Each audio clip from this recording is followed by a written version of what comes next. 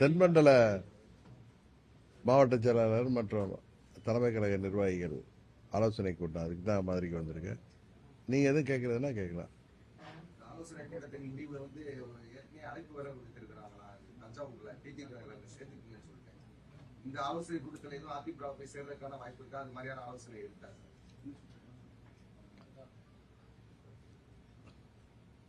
வெற்றி தானே நீங்க மதிவாளன் வெற்றி அவரா? எனக்கு என்ன பதில் சொல்றதுன்னு தெரியல. நீங்க பேசுறது நாங்க அம்மா மக்கள் முன்னேற்ற கழகம் கட்சி நிர்வாகிகளோட எங்க கட்சியுடைய அடுத்த கட்ட நடவடிக்கைகள் பற்றி ஆலோசனைக்காக அழைத்திருக்கேன். அவங்க எல்லாம் வந்திருக்காங்க. அவ்வளவுதான் நான் சொல்ல முடியும்.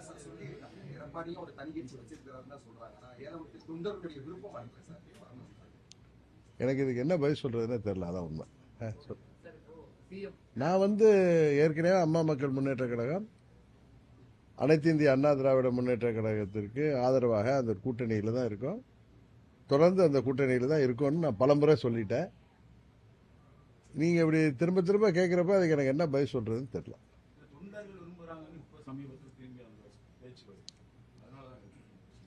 அவங்க கூட தானே இருக்கேன். அம்மாவுடைய கொடியை போட்டு அம்மா மக்கள் முன்னேற்ற கழகம்னு ஒரு கட்சி நடத்திட்டு இருக்கோம். அது அம்மாவுடைய கட்சி தானே. அதனால நாங்கள் அவங்க கூட தான் இருக்கேன். அவங்க கூட இணைந்து தான் செயல்பட்டு இருக்கேங்கிறது தான் எங்களுடைய கருத்து.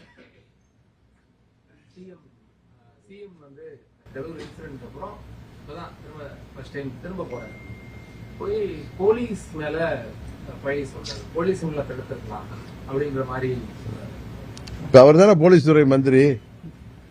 அந்த யாரெல்லாம் அன்றைக்கு அவரை தப்பா வழி நடத்தி அந்த மீட்டிங் வர வச்சு அவ்வளவு பெரிய ஒரு பாதகமான ஒரு செயல், அன்றைக்கு பல உயிர்கள் போகின்ற செயலை போலீஸ் செய்ததா சொல்ற முதலமைச்சர், இன்னைக்கு கண்டுபிடித்து சொல்ற முதலமைச்சர், இன்னைக்கு அந்த துறையோட அமைச்சராகி 60 நாள் கிட்ட போது என்ன நடவடிக்கை எடுத்திருக்கிறாரு? இதெல்லாம் முதலமைச்சர் சொல்றதெல்லாம் உண்மையாங்கிறத சிபிஐ என்கொயரி ஏற்கனவே போயிட்டு இருக்கு. அதுல எல்லா உண்மையும் வெளிப்படும். ஆனா பழிய யார் மேலேயோ போடுறது சரியா இருக்காதுன்னு நினைக்கிறேன். அதுல அந்த கரூர் துயர சம்பவத்திற்கு காரணமானவர்கள் யாராக இருந்தாலும் அவர்கள் சட்டத்தின் முன் நிறுத்தப்பட்டு அவர்களுக்கு உரிய தண்டனை உச்சநீதிமன்றம் வாங்கி தரும் என்ற நம்பிக்கை எங்களுக்கு இருக்கு. நான் ஏற்கனவே நானும் சொல்லியிருக்கேன். எல்லாரும் தமிழ்நாட்டில் உள்ள பல அவங்க கூட்டணியில் உள்ள கட்சி தலைவர்கள் முதற்கொண்டு இது ஒரு தவறான முன்னுதாரணம். இன்றைக்கு தாவேக அரசு இதிலும் ஒரு தவறான முன்னுதாரணத்தை உருவாக்கி வருகிறார்கள். என்ன சொல்ல போனா கடை தேங்காவை எடுத்து வலிப்பிள்ளையருக்கு உடைச்ச கதையா தான் இருக்குது அப்படின்னு தான் பார்க்க முடியும். முதலமைச்சர் எதிர்கட்சி தலைவர்களையும் சரி எதிர்கட்சிகளையும் சரி மேடைகளில் பொது இடங்களில் விமர்சனம் பண்ணக்கூடியது சரியான அரசியல், நாகரிகத்துக்கு உட்பட்ட அரசியல் தான் பாத்தீங்களா? திரைப்பட பாடல்கள் எல்லாம் பாடுறாரு, புரட்டான்றாரு, சால்னான்றாரு. முதலமைச்சர் அவரு கொத்து புரோட்டாங்கிறாரு.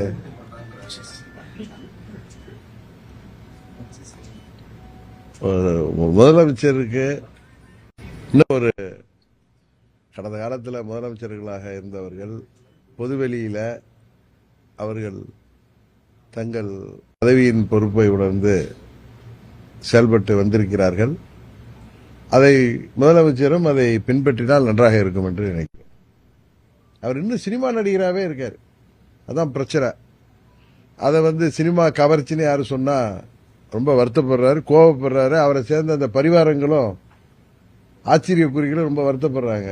அவருமே அன்னைக்கு திருச்சி மேடையில் அவர் அவருடைய உடல் மொழியே இன்னும் சினிமாவில் ஷூட்டிங் வரப்ப அவர் ஒவ்வொரு முறை வீட்டை விட்டு வெளியில வந்ததுலேருந்து அவர் வீட்டுக்கு போற வரைக்குமே எல்லாமே ஒரு ஷூட்டிங் பார்க்கிற ஒரு அனுபவம் தான் எல்லோருக்குமே ஏற்படுகிறது என்று எல்லோருமே சொல்கிறாங்க. அது சொன்னா எங்களை பார்த்து பொறாமப்படுறீங்க நாங்கள் ஆட்சிக்கு வந்துட்டோன்னு எங்களை பார்த்து எதிர்க்கட்சிகள்லாம் பொறாமப்படுறாங்க, அவர்கள்லாம் உதிரிகள், அவர்கள்லாம் தீய சக்திகள், அவர்கள்லாம் தீர்ந்து போன சக்திகள் அப்படின்னு இந்த சினிமாவிலலாம் அவர் படங்களில் கிளைமேக்ஸ்லலாம் ரொம்ப உணர்ச்சி வசப்பட்டு பேசுவார். அது மாதிரி தான் பேசுகிறாரு. ஒன்று பேசுனா கத்தி பேசுகிறாரு, இல்லை வாயையே திறக்க மாட்டுறாரு. அதே முதலமைச்சர் பேசுங்கன்னு சொல்லி மற்றவர்கள் கேட்டாங்கன்னா நான் கேட்கறது இல்லை. ஏன்னா முதலமைச்சர் பேசுனா இப்படி தான் இருக்குங்கிறது என்னால் யூகிக்க முடியுது. மற்றவர்கள் அவரை பேச சொல்லி பார்க்கணும் ஆசைப்படுறப்ப அவர் யார் என்பதை வெளிப்படுத்தி கொண்டிருக்கிறார். அது சட்டமன்றமாக இருக்கட்டும், நேற்றைக்கு கூட கரூர் மேடையே அப்படித்தானே இருந்துச்சு. அவருடைய பாடி லாங்குவேஜ் என்னமோ துக்கத்துக்கு வந்த மாதிரி கருப்பு ஷர்ட்டெல்லாம் போட்டிருக்காரு. ஆனால் அவருடைய பேச்சிலேயோ அவருடைய உடல் மொழியிலேயே எந்த துக்கமும் வெளிப்படல. சினிமாவில் எப்படி ஒரு ரோலில் வந்து டைலாக் பேசுவாங்களோ அது மாதிரி தான் இருக்கே தவிர, அதான் உண்மை, தப்பாக எடுத்துக்காதீங்க. முதலமைச்சர் அவர்கள் அவர் முதல்வர் என்பதை உணர்ந்து செயல்படணும். உடனே சொன்னால் அவருக்கு பரிவாரங்கள் இருக்காங்க. நம்ம மதுரையில் ஒருத்தர் இருக்காரு நிர்மல்குமார் வந்துச்சு, அதாவது உடனே எல்லாம் அரசியல் விட்டு போங்கிறாரு. அரசியலை விட்டு தமிழ்நாட்டு மக்கள் யாரை வெளியேற்ற வேண்டுமோ அவர்களை உறுதியாக வெளியேற்றுவார்கள். அதுபோல ஏதோ வாழ்வு வந்து விட்டதற்காக தான் இப்படி அர்த்தராத்தில் கொடை பிடிக்க வேண்டாம்னு தான் அவங்களுக்கு சொல்கிறேன். அது எல்லோருக்கும் சேர்த்தே சொல்கிறோம். அவருடைய பேச்சு துணி அப்படிதான் இருக்கு. ஒரு அகம்பாவம் அகங்காரம் தான் தெரியுதே தவிர அதுல ஒரு தன்மையே இல்லை. அதுதான் சக்சஸ் ஃபார்முலான்னு நினைக்கிறாரு பிரச்சாரத்துக்கு அப்புறம். இல்லை, அவர் ஒரு திரைத்துறை பிரபலம், சினிமாவில் வந்து பிரபலமான நடிகராக இருந்ததுக்காக தான் இந்த முறை ஆட்சிக்கு வந்திருக்காருங்கிறது யாராலையும் மாற்ற முடியாது. ஏன்னா அவர் என்ன 50-60 ஆண்டுகள் அரசியலில் சேவை செய்து வந்தாரா, இல்லை பேரறிஞர் அண்ணா போலையோ, இல்லை புரட்சித் தலைவர் எம்ஜிஆர் போலவோ சினிமாவில் நடித்தாலும் அவர் பல ஆண்டுகள் அரசியலில் ஒரு கட்சியின் வளர்ச்சிக்காக, ஒரு கட்சி ஆட்சிக்கு வர வேண்டும் என்பதற்காக உழைத்து வந்தவர். பல முறை சட்டமன்ற உறுப்பினராக இருந்து வந்தவர். அதான் சொல்லுவாங்கல்ல, சில பேருக்கு சில குருட்டு யோகம் குதிர்த்து அதிர்ஷ்டம். அதுபடி அவர் வந்தது சினிமா கவர்ச்சியை வச்சு தான். சினிமா நடிகர் இல்லைன்னா விஜய் யாருக்கு தெரியும்? உண்மைதானே? அதனால அவர் வந்தது சினிமாவில் இருந்தால் அவருக்கு உள்ள அந்த ஃபெமிலியாரிட்டியை வச்சு தான். அவர் சொல்றாருல, வீட்டில் எல்லாம் குழந்தைகள்லாம் இந்த டிவியில் பார்ப்பாங்கன்னு. தமிழ்நாடு முழுவதும் ஒரு 69 படங்களில் பல ஆண்டுகள் நடித்து சினிமா துறையில் சக்சஸ்ஃபுல்லாக இருந்ததுனால அந்த பிரபலத்தை வைத்து இன்றைக்கு 60 ஆண்டு கால திராவிட ஆட்சிகளுக்கு ஒரு மாற்று வேண்டும் என்ற எண்ணத்தில் மக்கள் அவரைக்கு 108 தொகுதிகள் தான் கொடுத்தாங்க. பெரும்பான்மை கொடுக்கல. பெரும்பான்மைக்கு அவர்கள் மற்ற கட்சிகளை, அது திமுக கூட்டணியில் வெற்றி பெற்ற கட்சிகளை திரும்ப திரும்ப சொல்ற, அவருக்கு அது புரிய மாட்டேது. அவரை சேர்ந்தவர்களுக்கு பரிவாரங்களுக்கும் புரியல. எங்களுக்கு மக்கள் ஆட்சியை கொடுத்திருக்கிறார்கள், அதை பார்த்து பொறாமைப்படுகிறார்கள் சொல்றது தவறு. நீங்க 118 எடுக்கல, நீங்க யார்கிட்டெல்லாம் ஆதரவு வாங்கியிருக்கீங்க அப்படிங்கிறத யோசிச்சு பாருங்க. உங்களை எதிர்த்து இப்ப அதுல திரு விஸ்வநாதன் அவர்கள் அமைச்சராக இருக்காருன்னா காங்கிரஸ் கட்சியை சேர்ந்தார். அவர் மேலூர்ல தாவேகா வேட்பாளரை எதிர்த்து தான் ஜெயிச்சு வந்திருக்கார். அது கிள்ளியூர் சட்டமன்ற உறுப்பினராக இருக்கட்டும். இங்க ஆதரவு கொடுக்குறாங்களே கம்யூனிஸ்ட்ல 2 கம்யூனிஸ்ட் சேர்ந்த 4 உறுப்பினர்கள், விசிகே சேர்ந்த 2 உறுப்பினர்கள், ஐயுஎம்எல்ஏ சேர்ந்த 2 உறுப்பினர்கள், எங்க கட்சியில தட்டி தூக்குனாங்களே அந்த உறுப்பினர், எல்லாருமே காங்கிரஸ் கட்சியை சேர்ந்தவர்கள் மாத்திரம் இல்ல, எல்லாருமே அந்த 11 பேர் வருதா, 11 பேருமே திமுக கூட்டணியிலிருந்து வெற்றி பெற்றவர். அமமுகவிலிருந்து தட்டி தூக்கப்பட்டவர் வந்து அதிமுக கூட்டணியிலிருந்து வெற்றி பெற்றவர். இவர்கள் ஆதரவோடு ஒரு கூட்டணி ஆட்சி அமைச்சிட்டாங்கிறாங்க. இது வந்து இதை வேற மாதிரி சொன்னா ராஜாவை சொன்ன மாதிரி நீங்க என்னிட்ட கண்டனம் தெரிவிப்பீங்க. இது வந்து அவங்க கூட்டணியில இருந்து யாரும் ஜெயிச்சு வந்தவங்க கிடையாது. அவரை எதிர்த்து ஜெயித்து வந்தவர்களோட அவர்கள் ஏதோ ஒரு காரணத்தை சொல்லிக்கொண்டு இந்த ஆட்சி ஜனாதிபதி ஆட்சி வந்துவிடக்கூடாது என்பதற்காக இந்த ஆட்சிக்கு ஆதரவு கொடுத்திருக்கிறார்கள்.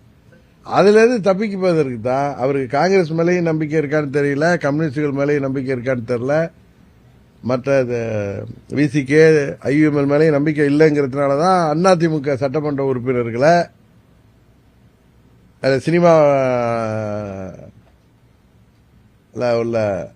சினிமாவிலலாம் அந்த ஆற்றல் இருக்குல்ல, அவருக்கு சினிமாவை வைத்து கிடைத்த அந்த ஆற்றல் மூலம் அவர்கள் இங்க உள்கட்சி பிரச்சனையால அவர்களையும் ரிசைன் பண்ண வச்சிருக்காரு. இது வரைக்கும் தமிழ்நாட்டில் இல்லாத ஒரு முன்னுதாரணத்தை இப்ப கரூர்ல திரு விஜயபாஸ்கர் ஜெயிச்சிருக்காருன்னா அவர் தாவேகா வேட்பாளரை வைத்து வெற்றி பெற்றவர்.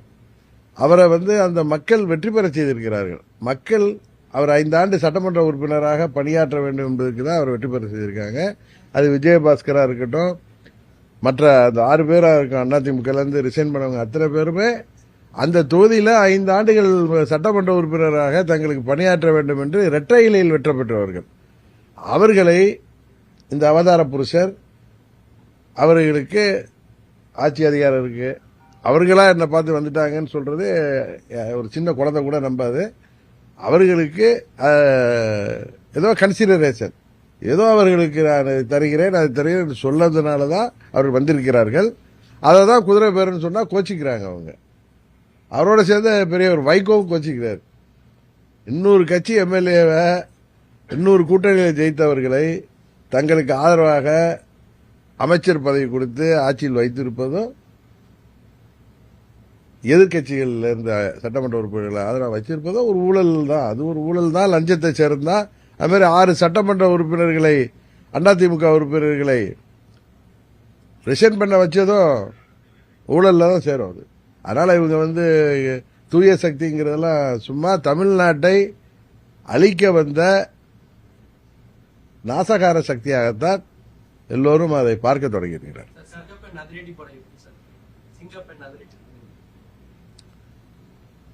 பெயர் சினிமா பாணியில் இருந்தாலும் அது செயல்படணுங்கிறது தான். ஏன்னா இன்றைக்கு ஆட்சி அதிகாரத்தில் முதலமைச்சராக அவரை அமர்த்தி விட்டதாக அவரே புலகாங்கிதம் அடைகிறாரு. அதனால அவருடைய டியூட்டி அது தமிழ்நாட்டில் சட்டம் ஒழுங்கை பாதுகாக்கணும்,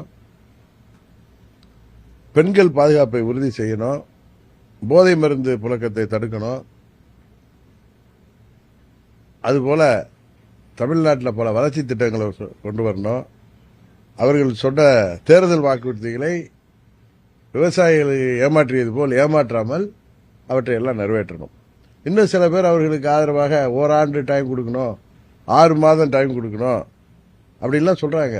அது வளர்ச்சி திட்டங்களுக்கும் தேர்தல் வாக்குறுதிகளை நிறைவேற்றுவதற்கும் அவர்கள் கால அவகாசம் எடுத்துட்டோம். 5 ஆண்டுகள் கூட எடுத்துக்கிட்டு தேர்தல் வாக்குறுதிகள் நிறைவேற்ற மாதிரி வாக்குறுதிகள் கிடையாதுங்கிறது எல்லோருக்குமே தெரியும். ஏற்கனவே திமுக எப்படி அதிலெல்லாம் கஷ்டப்பட்டாங்கிறது தெரியும். அதனால தமிழ்நாட்டிற்கு வேலைவாய்ப்பை பெருக்குவதற்கு வளர்ச்சி திட்டங்களை கொண்டு வர வேண்டும். அதுபோல அடிப்படை வசதிகளை தொடர்ந்து பராமரிக்க வேண்டும். இதையாவது அவர்கள் ஒழுங்காக செய்ய வேண்டும். அதை செய்வதற்கு யாரும் அவங்கள போய் குறை சொல்லல. அவர்கள் இதுபோல மேடைகளில் ஏறி மற்றவர்களை பற்றி தவறாக பேசுவதற்கும், அவர்கள் வானத்திலிருந்து குதித்தது போன்று அவர்கள் காட்டிக்கொள்வதற்கும், அவர்கள் தேவதூதர்கள் போலவோ அவதார புருஷர்கள் போலவோ, இனிமே தமிழ்நாட்டை காப்பாற்ற வந்த மீட்பர் போலவோ அவர் பேசுவதும் அவரை சேர்ந்தவர்கள் பேசுவதற்கும் தான் எதிர்க்கட்சிகள் பதில் சொல்கிறார்கள். விவசாய கடனை ரத்துப்படி செய்ய சொல்லி எந்த விவசாயிகளும் கேட்கல. ஆட்சிக்கு வந்த உடனே இவங்க இந்த ஏமாற்று வேலை பண்றதுதான், அவர்களை ஏமாற்றியது தான். விவசாயிகளும் போராடுறாங்க. ஒரு விவசாயி கூட இறந்துட்டாரு, அவர் வீட்டில் யாருக்கும் வேலை வாய்ப்பை கொடுத்தா அது எல்லாரும் பாராட்டுவார்கள். இவங்க கூட்டத்தில் இறந்து போனவர்களுக்கு இவர் வேலை வாய்ப்பை கொடுப்பது தான் இன்னைக்கு விமர்சனத்துக்குள்ளாகுது. அன்றைக்கு இந்த விவசாய கடன்களை முழுமையாக தள்ளுபடி செய்ய வேண்டும், எங்களை ஏமாற்றக்கூடாது என்று போராடிவிட்டு வீட்டுக்கு சென்ற விவசாயி தலைஞாயிறை சேர்ந்தவர் இறந்தாரே, அவர் வீட்டில் உள்ளவங்களுக்கு வேலை வாய்ப்பை கொடுத்தால் அது உறுதியாக எல்லோரும் பாராட்டுவார்கள்.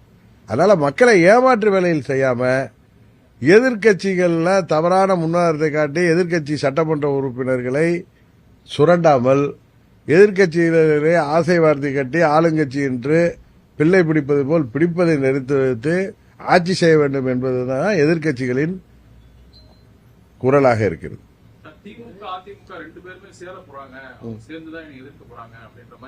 ஒரு முதலமைச்சர் பேசுறாரு, களவாணின்னு பேசுறாரு.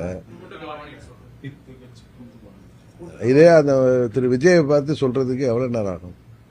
இவர் தான் களவாணி. நம்ம ஊர்ல சொல்லுவாங்க இந்த ஆடு திருட மாடு திருட. எங்க ஊர் பக்கம்லாம் சொல்லுவாங்க சில ஊர்ல, அவன் ஒன்லி மாடை தான் திருடுவான், இன்னும் சில பேர்ல ஆடை தான் திருடுவான். கேள்விப்பட்டிருக்கீங்கல்ல? சில பேர் கட்டக்கோல் வைப்பான். அதே மாதிரி நீங்க எம்எல்ஏ திருடர்கள், நீங்க எம்எல்ஏ களவாணிகள். நீங்க முதல்ல அமமுக எம்எல்ஏ ஒரு சட்டமன்ற உறுப்பினர்னு அவரை ஆசை வார்த்தை கேட்டு, உண்மையிலே திரும்ப சொல்றேன்னா அந்த லெட்டர் ஃபோர்ஜரியா போய் கொடுத்தாரு. அது ஒரு 420 வேலை. அது ஒரு முதலமைச்சர் ஆவறதுக்காக செஞ்ச வேலை.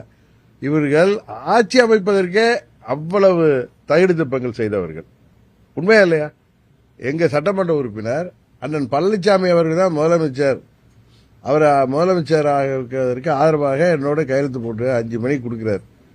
7:30 மணிக்கு திரு விஜய் அவர்கள் கவர்னரை சந்தித்து கொடுக்கிற லெட்டர்ல அமமுக எம்எல்ஏ கையெழுத்தும் ஐயுஎம்எல் கையெழுத்துமே இருந்துச்சு. அது ஐயுஎம்எல் மறுத்தாங்க. ஒரு இது அதை பார்த்துட்டு தான் நான் கவர்னர் அப்பாயின்மெண்ட் வாங்கிட்டு போய் பார்த்து எங்க எம்எல்ஏ எனக்கு தான் லெட்டர் கொடுத்துருக்காரு. நான் அவரை தொடர்பு கொண்டா எனக்கு கிடைக்கல. ஒன்று அவரை என்னால் தொடர்பு கொள்ள முடியல. ஒன்று இந்த லெட்டர் ஃபோர்ஜரியா இருக்கும், இல்லை குதிரை பேரமா இருக்குன்னு அன்னைக்கு சொன்னேன். அவங்க இல்லை ஃபோர்ஜரி இல்லை, ஏன்னா அவங்க பயந்துட்டாங்க. அது ஃபோர்ஜரி லெட்டர் இல்லைன்னு காமிக்கிறதுக்கு அந்த எங்க அப்பா குதிரைக்குள்ளார இல்லைன்னு அந்த திருட்டு வீடியோவை விட்டாங்க. ஸோ அப்ப என்ன குதிரை பேரம் தான். ஒருத்தர் நீங்க விருப்பப்பட்டு ஆதரவு கொடுத்திருந்தா அவரை சட்டமன்ற உறுப்பினரை கவர்னர்கிட்ட அழைச்சிட்டு போயிருக்கணும், இல்ல அவருடைய ஒரிஜினல் கடிதத்தினாலும் கொண்டு போயிருக்கணும், இல்ல அவரை உங்க அலுவலகத்தில் அழைத்து உங்களுக்கு ஆதரவா கடிதம் வாங்கி போட்டோ எடுத்துட்டு போய் கொடுத்துருக்கணும். எதுவும் இல்லாம நீங்க ஒரு லெட்டரை கொடுத்துட்டு செராஸ் காப்பியை கொடுத்துட்டு அந்த சட்டமன்ற உறுப்பினரை அவரே கவர்னர்கிட்ட மறுத்து நான் கொடுத்த லெட்டர் இல்லைன்னு கொடுத்த கவர்னரிடம் கொடுத்த கடிதம் காப்பி என்கிட்ட இருக்கு, நான் காமிச்சேன். போலீஸ் ஸ்டேஷன்ல கம்ப்ளைண்ட் கொடுத்தாரு. இதுல யாரு களவாணி? எம்எல்ஏ களவாணி யாரு? அது மாதிரி மற்ற கட்சிகளை இப்படி ஏதோ வெற்றி பெற்று விட்டோங்கிற அகம்பாவத்தில் இவர் பேசுவது வன்மையாக கண்டிக்கத்தக்கது. எம்ஜிஆருடைய அன்பையும் ஜெயலலிதாவுடைய வீரத்தையும் அவருடைய தலைவராக பார்க்கறது விஜயபாஸ்கர் மாதிரி சொல்லியிருப்பாங்க. அவருக்கு என்ன கன்சிடரேஷன்ல எதுக்காக அவர் திரு ஏபிஎஸ் மேல கோவம் வருது, அதுக்காக சட்டமன்ற உறுப்பினரை பதவியை காலி பண்ணிட்டு அதை ராஜினாமா செய்துட்டு ஒரு கட்சிக்கு போக வேண்டிய அவசியம் இருக்கா? எனக்கு இதை விட விஜயை விட இன்னும் அழகா தமிழ்ல பதில் சொல்ல தெரியும். எங்கேயோ கோச்சிக்கிட்டு எதுக்கோ போனாங்க மாதிரி இவர்களெல்லாம் வர வைக்கிறது என்னங்கிறது தெரியும். இதுல இன்னொன்னு இந்த நேரத்தில் நான் விளக்கம் கொடுக்கணும். திமுக அதிமுக சேர்ந்து ஆட்சி அமைக்க இருந்தார்கள், 2 பேரும் கூட்டு களவாணிகள் சொல்றாரு. நீங்க பண்ணிருக்கிறதே களவாணி வேலை தானே. திமுக கூட்டணியில இருந்த கட்சிகளை நீங்க களவாணி, அவங்களோட ஆதரவோட அவங்களுக்கு மந்திரி பதவி கொடுத்து ஆட்சி அமைச்சிருக்கீங்க. அமமுக எம்எல்ஏவை களவாண்டதான் நீங்க லெட்டர் வாங்கி கொண்டு கொடுத்தீங்க. இன்றைக்கு 6 பேரை ரிசைன் பண்ண வச்சதே ஒரு களவாணித்தனம் தானே. அதனால உண்மையான ஒரிஜினல் களவாணி திரு விஜய் அவர்கள் தான். முன்னாடி உள்ள முதலமைச்சர் எல்லாம் அதிகமா பேசினாங்க, செயல்ல இல்ல. இவர் செயல் அதிகமா இருக்கு, பேச்சு கம்மியா இருக்கு. அதான் அவரே சொல்றாரு, talk less work more, reel less work மோர்னு தான் அவரை பார்த்து நம்ம சொல்லணும். லெஸ் ரீல் போடுங்க, ரீல் விடுறதை நிறுத்துங்க. நான் முதல்ல இருந்து சொல்லிட்டு இருக்கேன், ரீல் விட்டு ஆட்சிக்கு வந்தீங்க, இப்ப ரீல் போட்டு ஆட்சிக்கு வந்தீங்க, இப்ப ரீல் விட்டு ஆட்சியை தொடரலான்னு பாக்குறீங்க. தமிழ்நாட்டு மக்கள் உங்களை ஆட்சியில் அமர்த்தியதாக நீங்க சொல்கிறீர்களா? அவர்கள் எல்லாத்தையும் பார்த்துட்டு தான் இருக்காங்க. உங்களை விட பெரிய ஜாம்பவான்கள் எல்லாம் பார்த்தவர்கள் தான் தமிழ்நாட்டு மக்களும் இன்றைக்கு இருக்கிற திராவிட கட்சிகளும். உறுதியாக உங்களை தேவையான பதிலடியை தமிழ்நாட்டு மக்கள் மூலம் நாங்கள் தருவோம். அரசியல் நிலவரம் எப்படி சார் இருக்கு? உண்மையிலே அதிமுக திமுக கூட்டு சேரக்கூடிய சூழல் அந்த மாதிரி இருக்குங்களா சார்? இல்ல, இதெல்லாம் முன்னாடியே நம்ம கணிச்சு சொல்றதுக்கு நான் ஒன்றும் மெட்டலாஜிக்கல் டிபார்ட்மெண்ட்லயும் வல்லுநரும் கிடையாது, ஜோதிடரும் கிடையாது. சூழ்நிலைகள் முடிவு செய்யும். இப்ப யாராவது நீங்க யாரும் எத்தனை முறை என்ன பார்த்துருக்கீங்க விஜய் ஆட்சிக்கு வருவாரான்னு நீங்க யாரும் சொன்னீங்களா? என்ன கூட கேட்டீங்க, இவர் தான் கேட்டார், நீங்க விஜய் தலைமை ஏற்றிட்டு போவீங்களான்லாம் கேட்டார் என்கிட்ட. ஒரு கட்சி வந்திருக்காரு, அவருக்கு பாப்புலாரிட்டி இருக்கு, அவர் கூட கூட்டணி போனா என்ன இருக்குன்னு தான் நான் கேட்டேன். அதே நேரத்தில் சொன்ன, நான் அங்க போவேங்கிற எண்ணத்தில் சொல்லலை, இதே இடத்துல சொன்னேன். என்னுடைய தேசிய ஜனநாயக கூட்டணியை விட்டு வெளியே இருந்தாலும் என்னுடைய முதல் சாய்ஸ் தேசிய ஜனநாயக கூட்டணி தான் அன்றைக்கு சொன்னேன். அப்ப கூட நீங்க திமுகவோட போவீங்களா விஜயோட போறீங்களா இவர் தான் கேட்டார். நான் சொன்னேன், ஒரு யதார்த்தத்தை சொல்றது. இப்ப அவர் சொல்றல, அவர் தான் களவாணின்னு சொல்றேன்ல. ஏன்னா திமுகவுக்கு அதிமுகவுக்கு வக்காலத்து வாங்கி சொல்லல, இன்னொரு கட்சியை களவாணின்னு சொன்னா அப்புறம் நீங்க செய்த களவாணித்தனத்தை நாங்க சொல்லிதானே ஆகணும். அதே போல நான் யதார்த்தத்தை தான் சொல்றேன். எனக்கு விஜயை பார்த்து போட்டியும் கிடையாது, பொறாமையும் கிடையாது.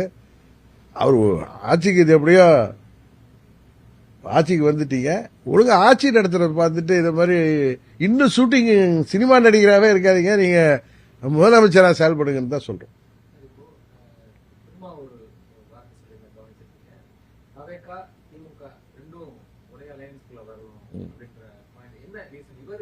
டிவிக்கு பாதிப்பு வரும்னு நினைக்கிறாங்க. இல்ல இல்ல இல்ல அவர் வந்து பாஜகவை எதிர்க்கணுங்கிறதுக்காக தாவேக்காவும் திமுகவும் ஒரே அணியில் வரணும்னு சொல்றாரு. அவரு அது ஒரு பொலிட்டிக்கல் ஸ்டேட்மெண்டா தான் நான் பார்க்கிறேன். அதே மாதிரிதான் திமுகவும் அண்ணா திமுகவும் ஒன்னா வருமா, வர்றதுக்கு வாய்ப்பு இருக்கான்னு கேட்கறீங்களே. ஒரு பொலிட்டிக்கல் சிச்சுவேஷன் யாரை வேண்டுமானாலும் ஒன்று சேர்க்கும். அதுதானே இது வரைக்கும் கடந்த காலத்தில் பார்த்துருக்கோம். பேரறிஞர் அண்ணாவும் ராஜாஜி ஒன்று சேர்ந்திருக்காங்க, சரிதானே? அதனால பல முன்னுதாரணங்கள் இருக்கு. அதனால நீங்க இதையெல்லாம் வந்து இது நடக்குமா அது நடக்குமா இது கூடாதா அப்படிங்கிறது. இப்ப திமுக கூட்டணியில ஜெயிச்ச கட்சிகளை தன் பக்கம் இழுத்து இல்ல அவர்கள் போய் ஆதரவு கொடுத்து அமைச்சர் பொறுப்புல தாவேகா கூட்டணியில இருக்கிறது நியாயம்னா எந்த கூட்டணியும் நியாயம்தான். அரசியல் சூழ்நிலை தான் முடிவு பண்ணுறீங்களா சார்? அதிமுக திமுகவோட ஃபியூச்சர் சூழ்நிலை தான் முடிவு பண்ணும். எதுவுமே சூழ்நிலை தானே. விஜய் வந்து அந்த அளவுக்கு வல்லமை படைத்தவரா இருக்கா சார்? 2 பேரும் சேர்ந்து தான் அவர் வீழ்த்தக்கூடிய அளவுக்கான நிலை இருக்கா சார் அரசியல்ல? இந்த தேர்தல்ல அவர் 35% வாக்கு வாங்கியிருக்காரு, கரெக்டு தானே? எங்க கூட்டணி 23% வாங்கியிருக்கு, திமுக கூட்டணி அதை விட அதிகம் வாங்கியிருக்கு. நீங்க அப்படித்தானே பாப்பீங்க. அவரு இப்ப நீங்க 108 சீட்ல ஜெயிச்சதுனால நீங்க அவர் பலம் பொருந்திய கட்சின்னு பார்த்தா அதை வீழ்த்துவதற்கான வியூகத்தை எதிர்காலத்தில் வரும் தேர்தலில் மற்ற கட்சிகள் எடுப்பதில் ஒன்றும் தவறு இல்லைல்ல. தொழில்துறையில ஹிண்டாய் கம்பெனி வந்து ஆந்திர கவர்மெண்ட்டுக்கு போகக்கூடாது, இதுல எதுலையுமே கான்சன்ட்ரேட் பண்ண மாட்டாங்க. பூராத்தையும் வளர்ச்சி திட்டங்கள்ல பண்ணாங்க, அங்க மாறி போகுது. அதனால கொஞ்சம் கான்சன்ட்ரேட். உண்மைதான் அவர் சொல்றது உண்மை. அவர்கள் வந்து இந்த ஆட்சி கவிழ்ந்து விடுமோங்கிற பயத்துல திரு விஜய் அவர்கள் இருக்கிறாரு. காங்கிரஸ் கூட அவங்க நம்புறாங்க, மற்ற கட்சிகளை நம்புவதற்கு பயப்படுறாங்க. அதனாலதான் அதிமுக எம்எல்ஏக்கெல்லாம் ரிசைன் பண்ணா இன்னும் ஒரு 4-5 மாதங்கள்ல மறுபடியும் ஒரு இது வந்துச்சுன்னா, நம்பிக்கையில்லா தீர்மானம் வந்தா இவர் எம்எல்ஏ அசம்பிளி ஸ்ட்ரென்த் கம்மியா இருக்கும். அப்ப இருக்கிறத வச்சு அதை பெரும்பான்மை காட்டி விடலாம்ங்கிறதுக்காக தான் அவர் வந்து அதிமுக அவர்களை சதி செய்து ரிசைன் பண்ண வைக்கிறார். அது வந்து இந்த தேர்தலுப்பே நீங்க இந்த சென்னை தலைமை நீதிபதி தலைமையிலான அமர்வே நேற்று அந்த 5 தொகுதிகளில் வந்து தேர்தல் நடத்த அறிவிப்பு கூடன்னு சொல்லியிருக்காங்க. அதனால அது தேர்தல் நடக்காம இருக்க விஜய்க்கு அது வந்து சாதகமான ஒரு சூழ்நிலை உருவாக்குவதற்காக செய்த இது ஒரு தந்திரமான நரித்தனமான களவாளித்தனமான நடவடிக்கை தான் அந்த சட்டமன்ற உறுப்பினர்களை ரிசைன் பண்ண வைப்பது. அதுலதான் அவங்க கான்சென்ட்ரேட் பண்றாங்களே தவிர வேற எந்த வளர்ச்சி திட்டத்திலையும் அவர்கள் ஒன்றும் கான்சென்ட்ரேட் பண்ணல. சும்மா ரீல்ஸ் போடுறாங்க, அவ்வளவுதான். ஏன்னா ரீல்ஸ் போட்டு மக்களை ஏமாத்தி ஆட்சிக்கு வந்த மாதிரி இப்ப அது நடந்ததா இது நடந்ததா போடுறாங்க. அவங்க உண்மையிலே இப்ப செயல்படுறது, நேற்று கரூர்ல வந்து பேசியது இதெல்லாம் பாத்தீங்கன்னா அவர் வந்து ஒரு தேர்தலுக்கு முன்பு பேசிய அதே ஸ்டைல பேசுறது காரணம் ஆட்சி கவிழ்ந்து விடுவோங்கிற பயத்துல, ஆட்சியை காப்பாற்றிக் கொள்ள வேண்டுங்கிற பயத்துல தான் செயல்படுறாங்க தவிர வேற தமிழ்நாட்டு வளர்ச்சி எதுலையுமே அவர்களுக்கு எந்தவித ஈடுபாடும் இருப்பதாக தெரியவில்லை.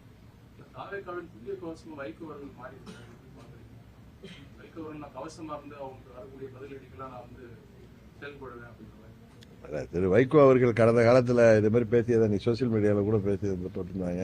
திரு கலைஞர் அவர்களுக்கு நான் வந்து கவசமா இருப்பேன்னு பேசினாரு, அம்மா அவர்களுக்கு கவசமா இருப்பேன்னு பேசினாரு. இன்றைக்கு விஜய் திரு ஸ்டாலின் அவர்களுக்கு கவசமா இருப்பேன்னு பேசினாரு, இன்றைக்கு விஜய் அவர்களுக்கு கவசமா இருப்பேன். அவ்வளவுதான். அவர் வார்த்தை அதை தான், ஆளுக்கு தான் மாறுறாங்க. பழைய மக்கள் நல கூட்டணி வந்து உருவாயிருக்குது சார். பழைய மக்கள் 2.0 சார். எது அந்த கூட்டணி கட்சிகள் எல்லாமே வந்து அன்னைக்கு விஜயா சார் இருந்த இடத்துல இன்னைக்கு விஜய் இருக்காரு. நீங்க விஜயகாந்தோட திரு விஜய் தயவு செய்து ஒப்பிடாதீங்க. அவர் வந்து வெளியில எங்கேயும் நடிக்கிறார், சினிமாவில் நடிச்சதோட சரி, பொது வெளியில நடிக்க மாட்டார், யதார்த்தமா இருப்பாரு. Okay, thank you.